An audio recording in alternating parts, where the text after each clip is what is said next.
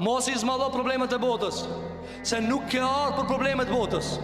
Nuk ke ardhur për me baj dunjën në qafë. Mos e baj se ki me lan. Mos e baj se e lan ashtë ajo. Andaj Allahu Gjelalu i tregon haxhiju çfarë?